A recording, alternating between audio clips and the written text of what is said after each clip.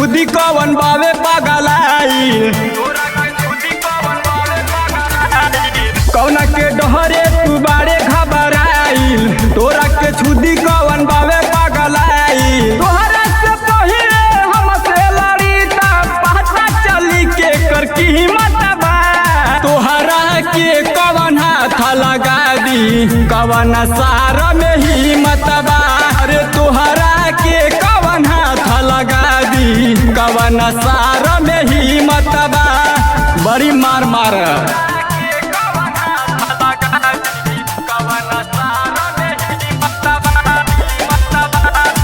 माथा पोकरा कटा कहनवा दे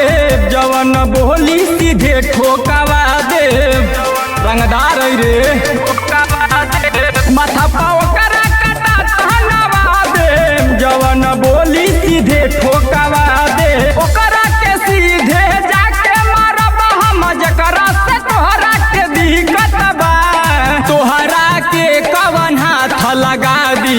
कवन सार में हिम्मत बा तोहरा के कवन हाथ लगा दी कवन सार में हिम्मत बा काट के फेंक देब रे ओके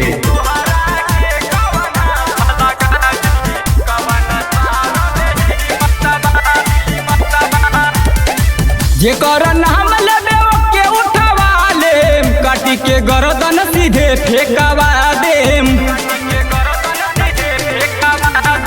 जेकर नाम लेबे ओके उठवा लेम काटी के गर्दन सीधे फेंकवा दे जना नए कहा गुंडा बारे सब सरवन बदल से ही सीखत बा